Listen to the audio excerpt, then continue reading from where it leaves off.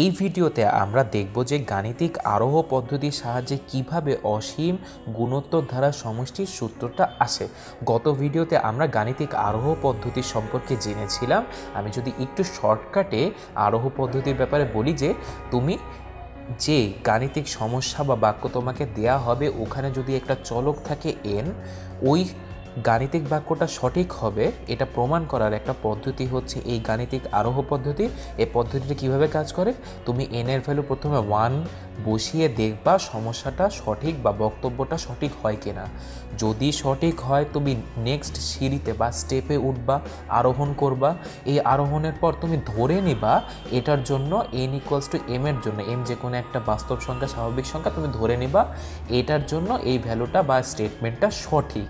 তারপরে তুমি নেক্সট সিঁড়িতে গিয়ে আরোহণ করে দেখবা, ক্যালকুলেশন করে দেখবা যে n এর ভ্যালু m+1 এর জন্য এই গাণিতিক বাক্যটা সঠিক কি ভুল।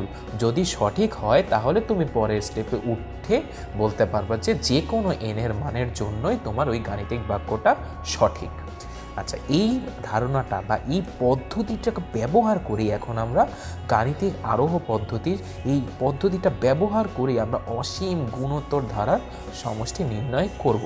এইটা তোমাদের বইয়ের একটা অনুশীলনী সমস্যা। আচ্ছা দেখো, আমরা জানি যে কোনো গুণোত্তর ধারা যদি হয় a + ar + ar² + ar³ .. (n-1), এর মানে কি এখানে শেষ পদে, এইখানে এই ধারাটা শেষ পদের আর এর চলক হচ্ছে, আর এর সূচক হচ্ছে n-1, তাহলে এই পুরা ধারাতে টোটাল পদ সংখ্যা হচ্ছে কত, n। আমরা এখন দেখব যে গাণিতিক আরোহ পদ্ধতির সাহায্যে কিভাবে এই যে এই n পর্যন্ত এই a থেকে nটি পদের যোগফল যে এই সূত্রটি ধারণ করে, এটা যে গাণিতিক আরোহ পদ্ধতিও এই ধারণ করা ফর্মটাকে সমর্থন করে, এটাই আমরা প্রমাণ করব। আমরা যখন আগের ভিডিওতে প্রমাণ করেছিলাম সেটা হচ্ছে জাস্ট আমি দুটো পদ নিয়েছি, তারপর তিনটা পদ নিয়ে দেখছি যে এরকম আমি যতগুলো পদ নিব আর এর উপর সূচক তত আসে। এখন দেখো গাণিতিক আরোহ পদ্ধতি কিভাবে এটাকে সাপোর্ট করে। দেখো গাণিতিক আরোহ পদ্ধতির প্রথম সিঁড়ি কি, আমি ধরে নিব n এর ভ্যালু 1 এর জন্য এটা সঠিক হয় কি না, তাহলে আমি নেক্সট স্টেপে যাব। এখন দেখো তো n এর ভ্যালু 1 মানে n কি পদ সংখ্যা। এই অসীম গুণোত্তর ধারা কয়টি পদ আছে বলো তো? যদি পদ সংখ্যা 1 হয় তাহলে দেখো তো একটি পদ মানে কি শুধু a না, left hand side equals to এই যে এটা হচ্ছে লেফট হ্যান্ড সাইড আর এইটুকু হচ্ছে আমার রাইট হ্যান্ড সাইড। ঠিক আছে, তাহলে দেখো তো এখানে n এর ভ্যালু 1 এর জন্য আমি লেফট হ্যান্ড সাইড পেলাম শুধু a।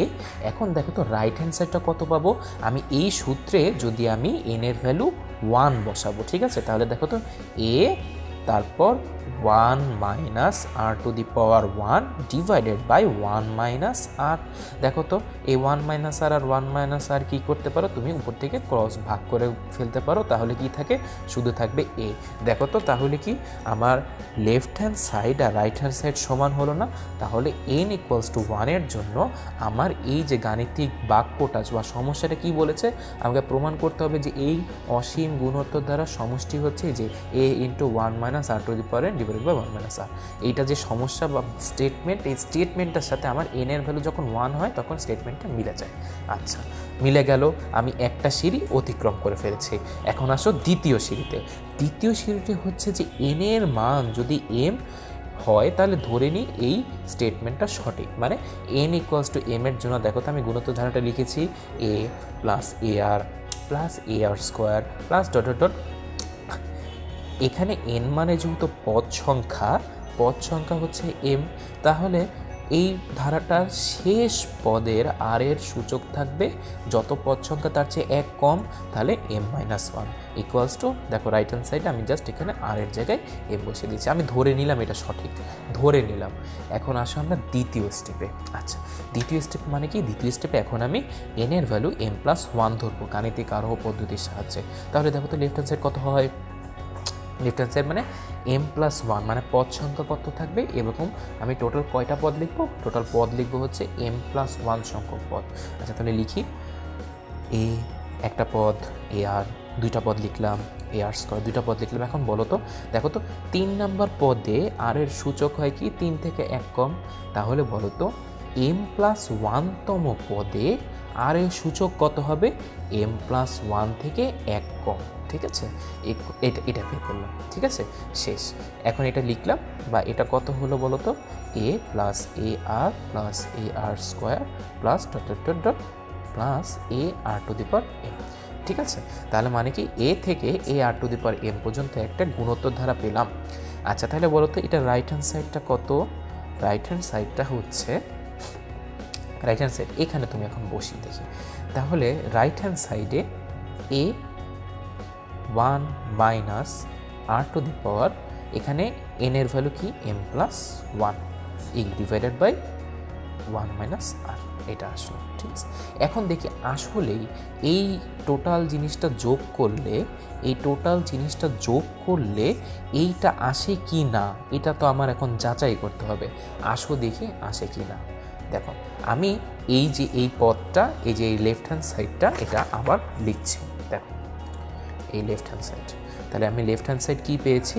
লেফট হ্যান্ড সাইড হচ্ছে একটা গুণোত্তর ধারা a R plus A R square plus dot dot dot plus, বলো তো এই গুণোত্তর ধারা শেষ পদটা কত? A R to the power m. আচ্ছা ঠিক আছে, দেখো আমি শেষ পদ লিখলাম এ আর টু দি পাওয়ার এম। এখন দেখো তো এখানে আর এর সূচক 1 করে বাড়ছে না? এখানে আর এর সূচক 0, আর টু দি পাওয়ার 0 মানে 1, এখানে আর টু দি পাওয়ার 0 আছে, এখানে আর টু দি পাওয়ার 1 আছে, এখানে আর টু দি পাওয়ার 2 আছে, মানে এক একটা পদে 1 করে সূচক বাড়ছে। বা এটা বলা যায় না, এখানে যত একটা পদে যত সূচক আর এর, তার আগের পদে আর এর সূচক 1 কম। তাহলে বলো তো এই শেষ পদে আর এর সূচক যদি এ আর টু দি পাওয়ার এম হয়, তাহলে এর আগের সূচকটা কত? A R to the power m minus 1। শেষ। আচ্ছা এখন একটু খেয়াল করো তো, আমরা এখানে একটা জিনিস দেখো তো, এই যে এ থেকে শুরু করে a R to the power m minus 1 পর্যন্ত এইটার ভ্যালু কত ধরে নিয়েছি?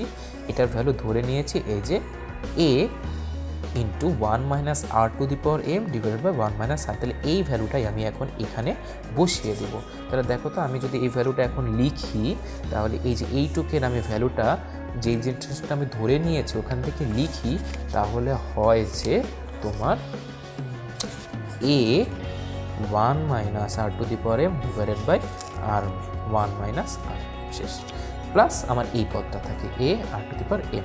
এখন আসা আমরা একটু যোগ করি এটা, তাহলে আমি যদি এখন এটা এ কমন নিই, এ কমন নিলে হয় 1 minus r to the power m divided by 1 minus r plus r to the power m. শেষ। এখন আসো তো এটি একটু লসাগু করে দেখি, লসাগু হচ্ছে 1 মাইনাস আর, তাহলে 1 minus r to the power m, এটা দেখো আর to the power M R 1 গুণ করলে হয় plus r to the power m, minus r r to the power m গুণ করলে কত হয় বলো? Minus r to the power m plus 1। দেখো তো এখন একটু ক্যালকুলেশন যদি আমি করি, এইটার এটা চলে যায় কারণ এটা মাইনাস আছে, এটা প্লাস আছে, তাহলে থাকলো কে?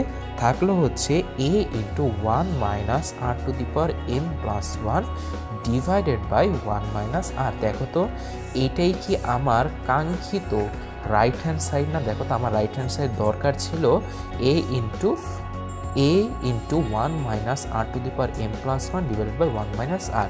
আমি দেখো তো যে জিনিসটা ধরে নিয়েছি ওটা ধরে ক্যালকুলেশন করলে আমার এই জিনিসটাই চলে আসে। তাহলে কি দাঁড়ালো? এন এর ভ্যালু 1 এর জন্য আমার লেফট হ্যান্ড সাইড আর রাইট হ্যান্ড সাইড সমান, এন ইকুয়ালস টু এম এর জন্য আমি ধরে নিয়েছি সমান। এইটা ধরার জন্য আমি দেখলাম যে N equals to N plus 1 এর জন্য লেফট হ্যান্ড সাইড আর রাইট হ্যান্ড সাইড সমান। তাহলে এটার মানে কি? সব ক্ষেত্রেই যদি আমার লেফট হ্যান্ড সাইড এইটা আর রাইট হ্যান্ড সাইড এইটা সমান হয়, তাহলে গাণিতিক আরোহ পদ্ধতি কি বলে? সকল যে কোনো এন এর মানের জন্যই এই লেফট হ্যান্ড সাইড আর রাইট হ্যান্ড সাইড সত্য।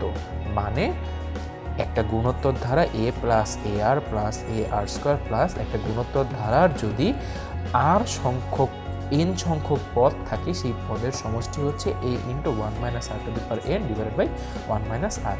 এটা গাণিতিক আরোহ পদ্ধতির সকল শর্তই এটা সমর্থন করে।